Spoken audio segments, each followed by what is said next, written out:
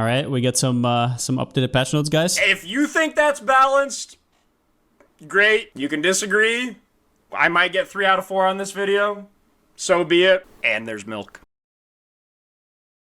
Now let's talk about the change. GG has decided to last minute nerf Ancestral Bond. If you don't know, the line where it says it has no cost got removed completely, meaning it now has its base cost back. Depending on the archetype, this can be between 130 and 500 mana per totem, and that is quite a bit. Now, there has been a little bit of speculation here, but they have clarified. To clarify, despite Spell Totem having the spell tag, summoning the totem itself is not a spell, so costs added to spells are not added to summoning a spell. So definitely a clarification. Now, knowing everything that I know about the difference between the Spell Totem itself and the spell socketed into the spell and how this usually works, what this means is that the Archmage downside of adding additional mana cost will not apply to the initial totem, so you don't get a downside and you still get the damage. But you now have to pay the base cost of the totem. And the way this is worded, it should also work for Wrathpith Globe, because Wrathpith also specifies spells. So everything that increases spell mana cost doesn't work. However, stuff that increases global mana cost, for example, Overzealous, will increase the mana cost of the spell totem as well. Now, we're going to break down what this means, and I will be posting my build guide soon. I will be league starting spell totems, and I will be talking about it in a separate video. But I will make different choices because of this change. I don't think you can go Archmage as early as I thought you could anymore, but I will break it down right here. Now, the base mana cost now has to be paid. Why is this such a big deal? Because we took a lot of nodes that increased the mana cost of stuff. So for example, this node is extremely efficient, but now the increased mana cost actually is a downside. Down here, we have this node right here, the increased mana cost right here, now a pretty big downside. The increased mana cost right here, pretty big downside, and the biggest one is obviously Eldritch Battery, which now actually doubles your mana cost. The Archmage cost isn't added, but if you put Eldritch Battery on it, on a lot of builds, you will see around 400 mana cost worth of totem. So you might have to work against that now. And that is a pretty big downside for a few reasons, but also mana remnants. Because this was the biggest reason why no mana cost was broken. These orbs, these mana remnants, can actually overflow your maximum mana. And that means that you can get up to 50% more mana. And if you think about how that plays out, whenever you pay a mana cost, you pay it from the overflown mana cost first. So your mana regen doesn't even do anything, and you're just stifling your overflown mana constantly.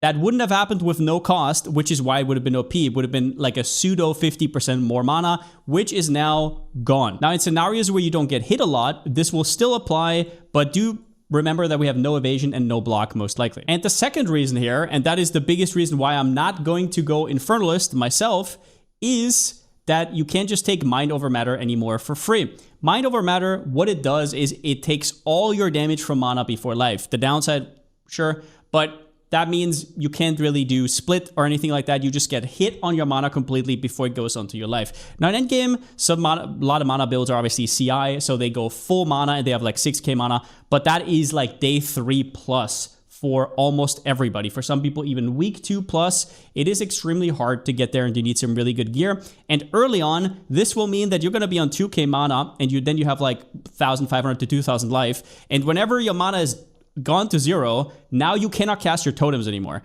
And I actually did this. I know if you've never played this, this might be confusing, but this is really annoying to play with. And the way it worked was one of the reasons why I wanted to go Infernalist, because you could reserve your life and still have that cushion on top without having to go Energy Shield or anything like that, because you cannot go CI with low life, obviously. Now, another thing you have to understand with this is totems don't really have good sustain. Other than mana remnants, we can't use mana on kill.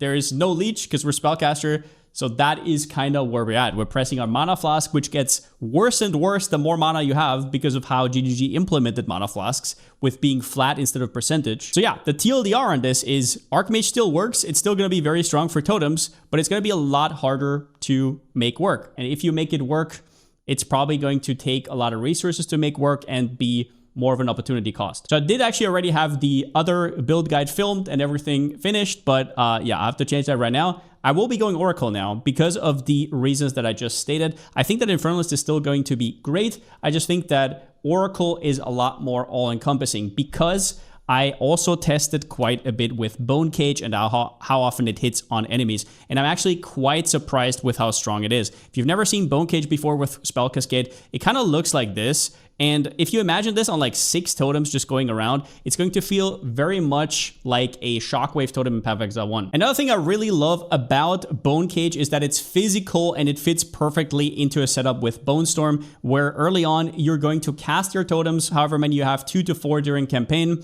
And meanwhile, you will have single target Bone Storm. If you've never played with Bone Storm before, it is completely ridiculous. One of the most broken single target skills right now, especially early on. And it just fits perfectly. You can take Fizz nodes.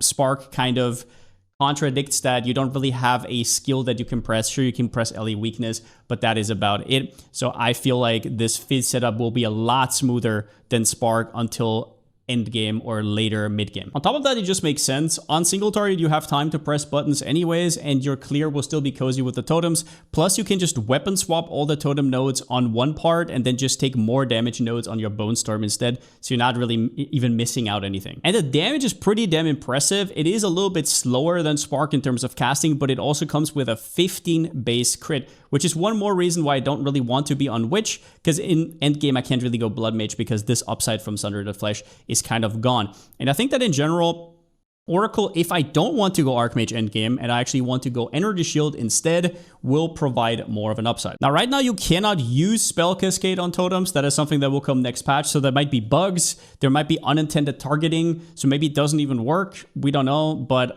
yeah, in that case, I will just go Spark earlier. I will try to make it work no matter what. So while I think that Witch could still have the upper hand in endgame, I think Oracle is now better early on. More on that later though in the guide video. Just wanted to put this video out real quick because a lot of people have been asking, and yeah.